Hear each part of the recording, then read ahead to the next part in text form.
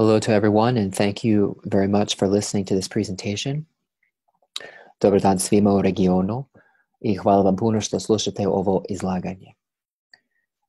I want to start by thanking Tanja Topic of the Frederick Ebert Stiftung organization in Banja Luka for the invitation to present this short talk about the limits and possibilities of using monuments to promote reconciliation.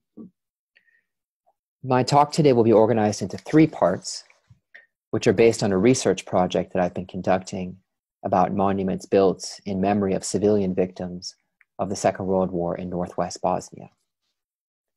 In the first part, I want to take us back nearly 40 years to the summer and autumn of 1981 and tell you a story about 2 monuments that were unveiled in Northwest Bosnia that year. Second, I want to explain how these monuments, which were designed to promote the remembrance of the war, actually helped to physically enshrine silences about 2 of the war's most traumatic events in this part of Bosnia. Third, I'll offer some reflections about how such communist-created silences did not contribute to reconciliation, as well as how more recent forms of remembrance in this region have similar limitations when it comes to attaining that objective.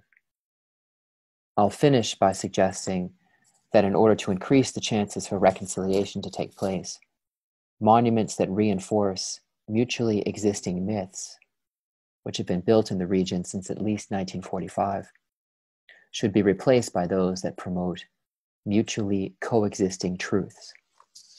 And to illustrate my position, I'll offer an imaginative sketch of what that might look like in one of the cases that I'll be discussing. But before we get to that subject, let's take a journey back to July 27th, 1981. The place is a site of gentle rolling hills in the shadow of the mountains that divide northwest Bosnia from Croatia, located just a few kilometers outside the Bosnian town of Bihać, which spans the emerald green waters of the Una River. On this hot summer day, thousands of people gathered at a place which locals called, and still call, Garavice, which is the site you see here in this photograph. Here's a view of the crowd that gathered at Garavice on July 27, 1981, as seen in a newspaper article in the local paper, Krajina. Those in the crowd had come to take part in the unveiling of a large monument in memory of what the communist authorities referred to as victims of fascist terror, or civilian victims of the Second World War in the region, which began in 1941 and lasted until 1945. During the late 1970s, the local communist authorities collected funds in order to construct a memorial on this site. The Belgrade architect, Bogdan Bogdanović, who designed the memorial at the former concentration camp of Jasenovac, as well as many others, was selected by the local authorities in Bihać to design the monument at Garavice. It was to be situated on top of a hill and would be composed of a series of 15 towering abstract stone structures that would represent women. For Bogdanović, the choice of the female figure was a way of injecting an element of hope and a sense of rebirth into the memorial. In his words, quote, "I chose the woman as a symbol of life," end quote. The female figures were to be positioned in such a way that they appeared to be watching over the rest of the site, which was to be, quote, "a great field of victims," end quote. Standing high on the hill, they were to act as a bridge between the dark days of the war and the light of the future. This is a photograph of the site while it was still under construction. And here is a photo of what the sculptures looked like during one of my many research trips in the region. The monument's emphasis on the future rather than the past was made most evident by a plaque, which was placed at the entrance to a path that would lead visitors upward toward the abstract female figures. Here is a photograph of that plaque. For those who do not read the local language, the inscription reads as, "Life is stronger than death. Justice is stronger than crimes. Love is stronger than hatred." The opening of the memorial park at Garavice was planned to coincide with July 27, 1981, the day which marked the 40th anniversary of the communist-led insurgency in the region. The main speaker at the ceremony was Hamdija Pozderac, who at the time was a member of the Central Committee of the League of Communists of Yugoslavia and the most influential political personality from the region. In his speech, he explained what the authorities wished to communicate through the memorial park. Quote, "In our country, there are many regions and places where the fascist occupiers and domestic traitors committed unprecedented atrocities against innocent people of all nations and nationalities. One of those was Garavice, which by number of patriots killed is among the largest sites of mass killing and fascist evil deeds. Here on this place, the Ustashas and the Germans carried out genocide against the innocent Serb population, as well as against politically advanced Muslim and Croat workers, citizens and youth, and a number of Jews of Bihać and the surrounding region." End quote. His formulation, which portrayed the victims killed at Garavice as a multi-ethnic group, paved the way for the central purpose of his speech, to emphasize the wartime development of brotherhood and unity. In his words, quote, "The idea of brotherhood and unity and full national equality became the foundation of our national liberation struggle and an essential component of the strategy of the Communist Party in the Socialist Revolution. It was, as Tito emphasized, one of the main sources of our strength and the guarantee of our victories."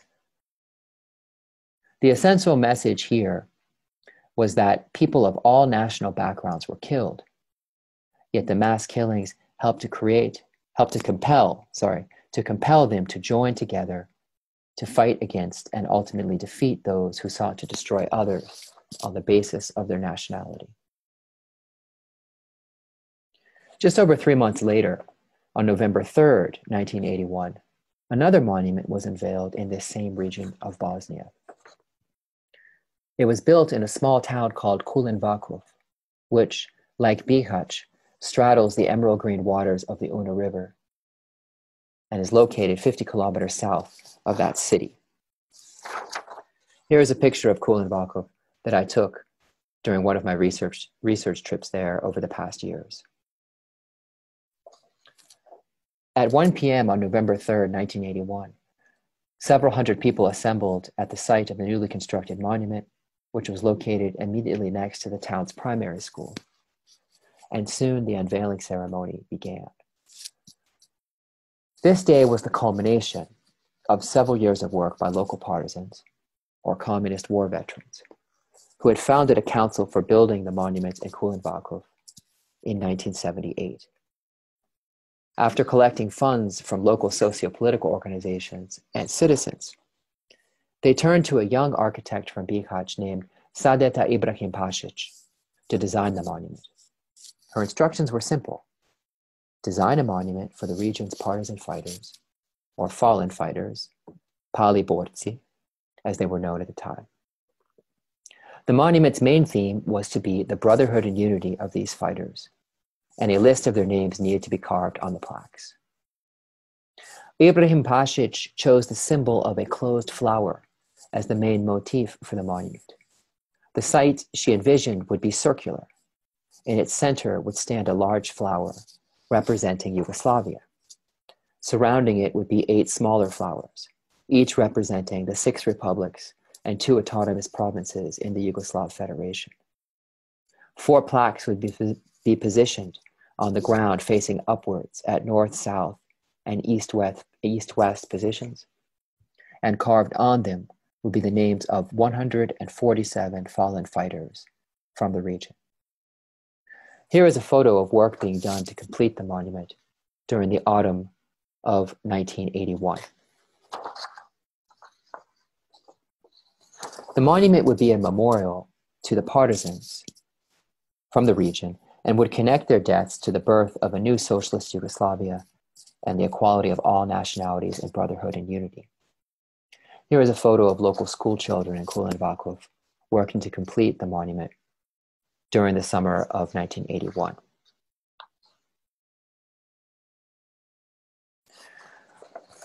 At 1 p.m. on November 3rd, 1981, a group of partisan veterans from the region, dressed in suits and ties, stood in the front row of the crowd opposite a podium, which was positioned next to the monument. They held wreaths. Many relatives of the partisans whose names were carved on the 4 plaques were present. The region's cultural artistic society was dressed in folk costumes, and a number of them held hands and began to dance the kolo, the circular dance spinning around the monument. Others sang songs. Young men and teenagers climbed onto rooftops of nearby houses to get a better view. Here is a photo of how the ceremony looked that day in Kulen-Vakufu. Among those who gave speeches was a retired general in the Yugoslav People's Army whose name was Hajro Kulenović, who was originally from the region.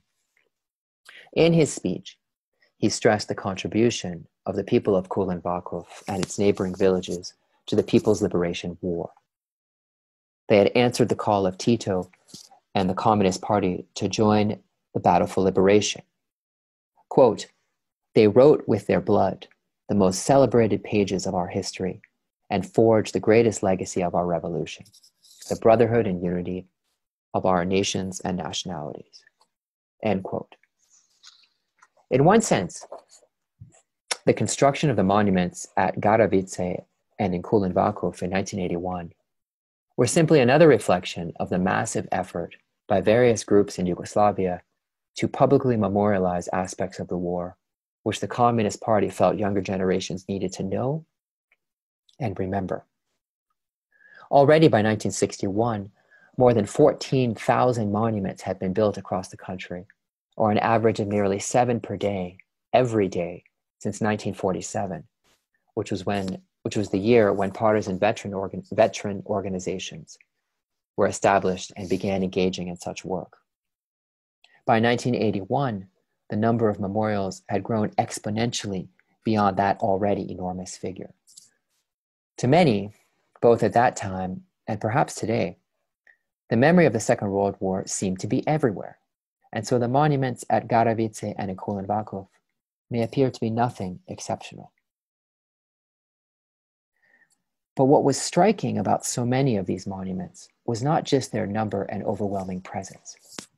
It was also the deafening silences that they physically enshrined about various indigestible aspects of the war's intercommunal violence. We can look again at the monuments at Garavice and in Kulen-Vakufu and ask, what aspects of the war's violence did these sites of memory help to silence? During the late spring and summer of 1941, Garavice was not, in fact, a place where all supposed nations and nationalities had been killed, which is what the 1981 monument sought to suggest. Garavice was a place where local ustashas in Bihać, under the direction of Ljubomir Kvaternik, had carried out the killing of thousands of victims because they considered them to be Serbs. Others of different ethnic and political categories were killed at this site, but it was primarily a site where people of one perceived nationality, that is Serbian, were killed on a mass scale. Less than a decade after these killings took place, local citizens built a small monument at Garavice. While it lacked artistic content, this modest monument came much closer to capturing the historical truth of what took place in 1941 than what the local communist authorities built in 1981. Here's a picture of that monument. and here is a photo of the plaque on it. The monument's inscription, which cannot be easily seen in this photograph, reads as follows. Quote, "The people of the region and town of Bihać build this monument as a lasting memory of the 12,000 innocent Serbs who were brutally murdered by the Ustaša evildoers from June until October 1941. End quote. The number of 12,000 victims was almost certainly a significant exaggeration. Like the number of 700,000 victims at Jasenovac, this figure materialized in the first years after the war without any documentation. At Garavice, some preliminary work was done during the early 1950s to exhume the remains of the victims killed there, which would have helped determine a more accurate figure. But this work was halted soon after it began due to a lack of funds. Regardless of the exaggerated nature of the proposed number of victims, the documentation produced by the Regional Commission for Investigating War Crimes suggests that the number of those killed by local Ustašas at Garavice was indeed in the thousands. And they were killed because the Ustašas in Bihać wanted to cleanse the region of everything they defined as Serbian.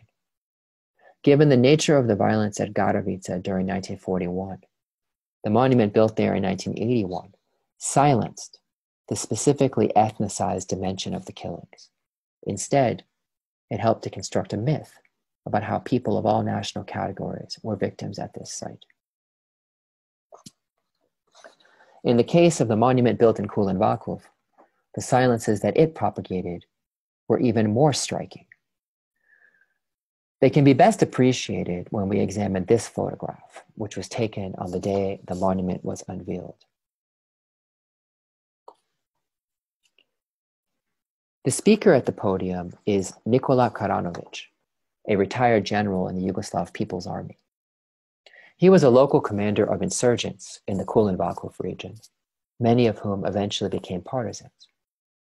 He was also a commander of a group of fighters who, along with many others, attacked a column of men, women, and children on September 6, 1941. Nearly all of those in the column were Muslims from Kulen-Vakufu and its surrounding villages, and they were attempting to flee to Bihać. They left their region after about 110 local Ustašas had carried out waves of massacres earlier in the summer against their Orthodox neighbors, which resulted in hundreds of deaths. On September 6, 1941, the fighters under Nikola Karanović's command participated in a series of revenge massacres against their Muslim neighbors, in which they killed about 2,000 people during a 48-hour period. Many of their victims were women and children. Hundreds of men and boys were thrown into this pit. And rather than be killed by their neighbors, hundreds of women who were trapped on a bridge in Kulen-Vakufu over the Una threw their children and then themselves into the rushing waters, where nearly all drowned. This is a photograph of the river from that bridge.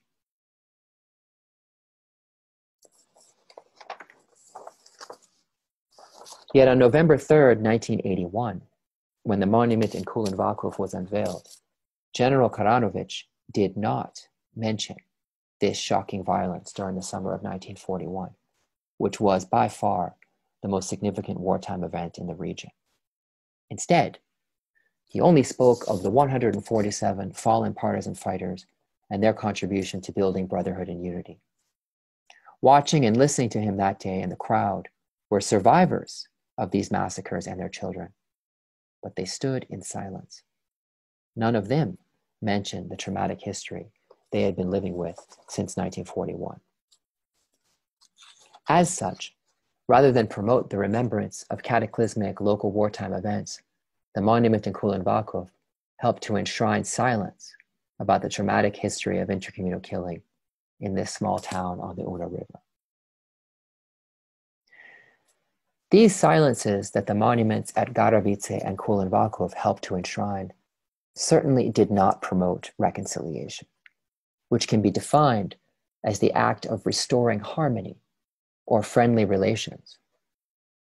The local communist authorities, like those throughout Yugoslavia, were not interested in using monuments to deal with difficult histories of intercommunal violence, nor were the monuments they built to be used to promote reconciliation in communities torn apart by such violence.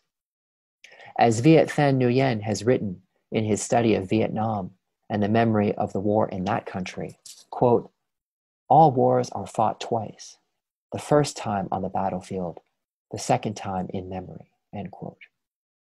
One could say something similar about intercommunal violence, which is first perpetrated in people's homes and communities, and then frequently a second time in the struggle to remember or to silence what took place. In Yugoslavia, the communist authorities sought to use monuments in their struggle to promote a self-serving vision of the intercommunal violence of 1941 to 1945. This meant that the only elements from the violent past that could be memorialized were those that could help the communists promote their political agenda, which included the critical importance of brotherhood and unity and the heroism of partisan fighters. The memories that threatened this vision of the violent past had to be silenced. One can easily understand why the communists would take this approach. Pointing out the politics that underpinned their monument building is not meant to judge them harshly. It is merely to help discern what their monument sought to accomplish. But such an approach cannot be considered as a just form of memory, and as such, it certainly could not form the basis for any kind of substantive and lasting reconciliation. A just memory, as Nguyen has written, must be based on recalling one's own past as well as that of others. In his words, quote, "Just memory is only possible when the weak, poor, marginalized, the different, and the demonized, or their advocates, can influence or even seize the industries of memory," end quote. Recalling one's own traumatic past and that of others is no easy task. And many people, if not most, will reject this proposition, especially those who have been victimized by their neighbors in small communities. But reconciliation can only take place through recognition of our common humanity, which means that our point of departure must be to accept and embrace that in each one of us, drawing here once again on Nguyen, the quote, "human inhabits the inhuman," end quote. Before I finish, I want to invite you to join me in imagining how the present day monument landscape might change in one of the cases that I've been discussing if we were to try and apply the ideas of a just memory. The objective in doing so would be to try and move away from using monuments to promote mutually exclusive myths and toward using them to make space for mutually coexisting truths. Let's turn our attention once again to the town of Kulen-Vakufu.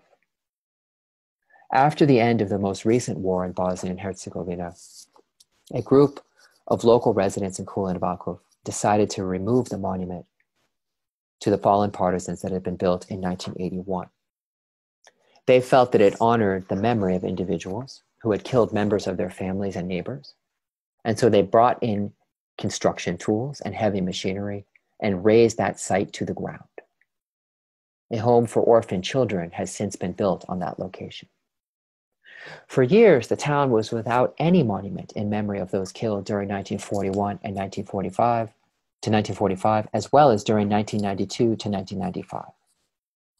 In the summer of 2004, a group of local residents gathered at the bridge where the women threw their children and then themselves to their deaths. They recalled a version of what took place in September 1941, and then they unveiled a plaque which was bolted to the rock hillside. Here is a photo of it. The inscription reads, "On this bridge in September 1941, insurgent units committed genocide against the Bosniaks of the Ljutoč Valley, and the bridge was destroyed by Chetniks in 1995. The words on this plaque constituted the first public memorial about one part of the mass killings that took place in Kulen-Vakufu in 1941, and as such, they broke the public silence about that violence, at least when it came to the building of monuments. Yet while this monument broke the silence about part of what took place in 1941, it simultaneously created new silences. Specifically, this monument suggests that the only violence worth remembering from that year concerns what happened to one specific group, the emphasis on which does not do justice to the historical record. In creating such a silence, this contemporary monument is similar to what was built in 1981.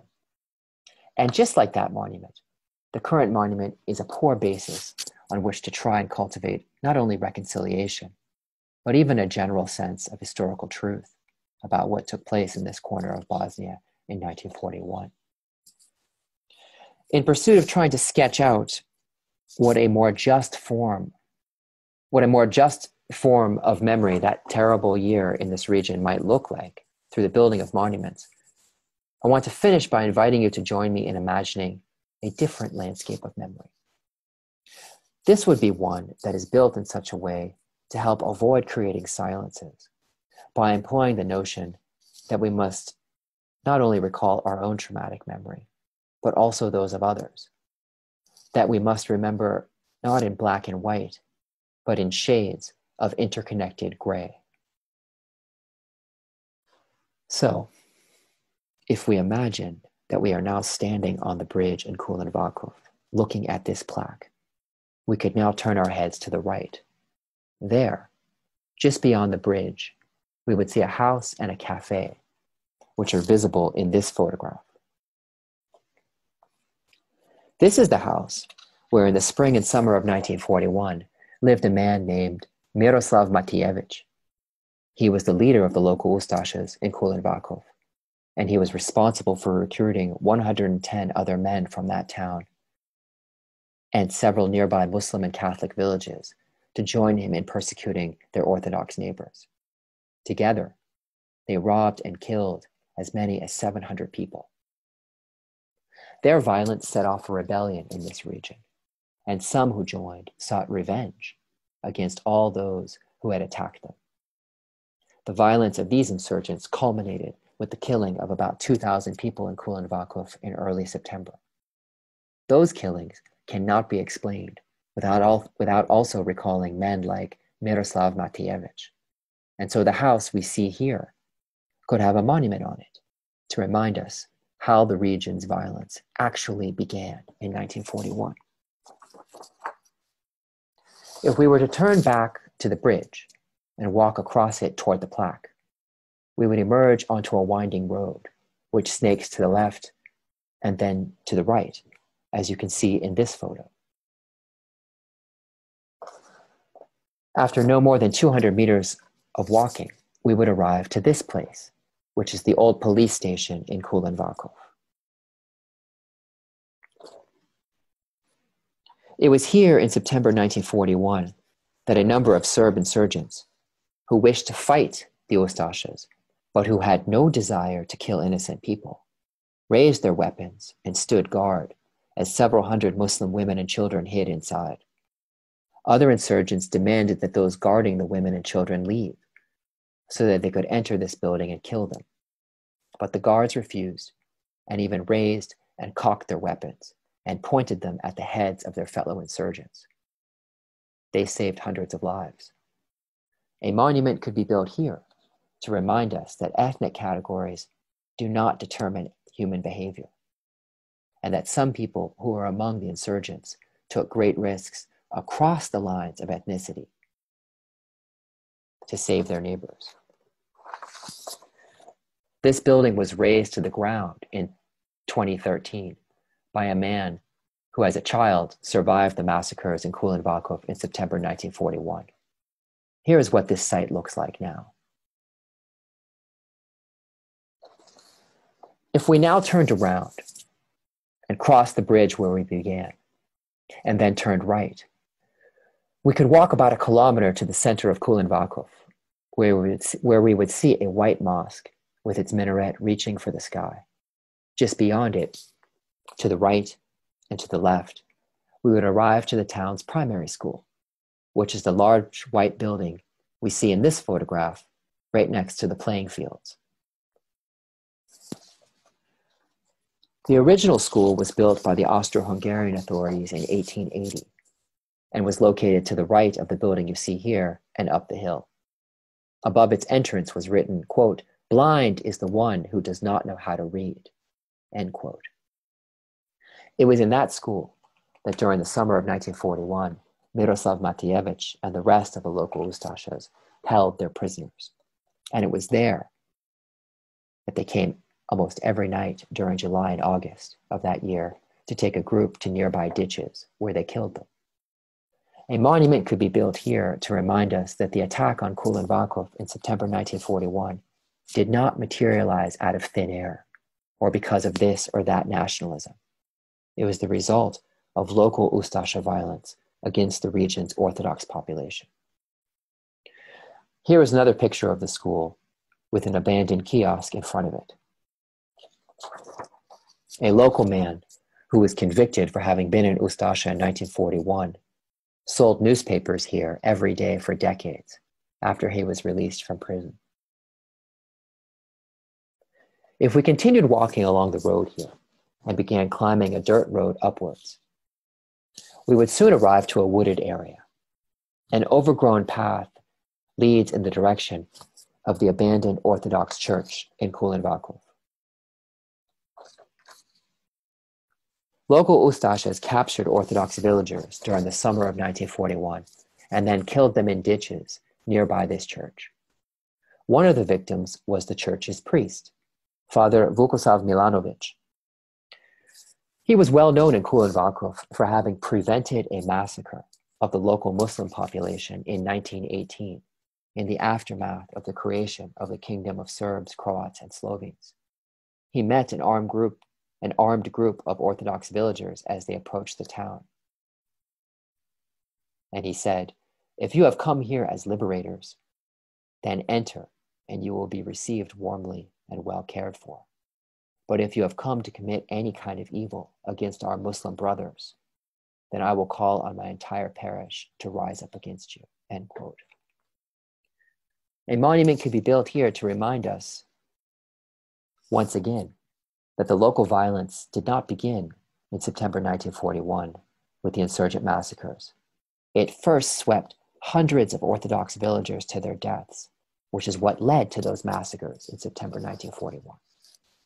And this monument could remind us that among the Orthodox victims were people like Father Milanovic, who had spent their lives working for and taking risks to protect interethnic coexistence. From the site of the abandoned Orthodox church, we can gaze down on Kulen-Vakufu, where we can see the town's houses. During the summer of 1941, many people living in the town took great risks to protect their Orthodox neighbors. They ran to their villages and warned people to flee to the forests when they knew that the town's Ustashas were planning an attack. And a number of people took the step of hiding survivors of massacres in their homes, sometimes for as long as several months. Thanks to these people, 59 of the town's 106 Orthodox residents survived the violence of 1941. Monuments could be built in the town in memory of those who chose to save their neighbors. Imagining this different kind of memorial landscape can help us reflect about what use monuments can have in the aftermath of intercommunal violence. And specifically, this imaginary landscape suggests that new ways of thinking about the violent past can emerge when we try to build monuments that promote mutually coexisting truths, and when we try to practice a just form of memory in which we recall not only our important memories, but also those of others. Doing so narrows the space available for silences and myths, both of which make reconciliation less likely in communities torn apart by the trauma of intercommunal violence. Of course, it's unlikely that any of these imaginary monuments will ever be built. For those who have suffered at the hands of their neighbors, it is often less painful to live in a world of myths and black and white categories. This approach is entirely understandable and should be respected, but it will not lead to reconciliation. For that delicate process to take root and to grow and potentially bloom, a deep change must take place inside those who live in the shadow of intercommunal violence. They need to begin seeing themselves and their neighbors as largely the same, as humans who are all extremely vulnerable to being hurt and who all have a terrifying capacity to hurt others. Thank you.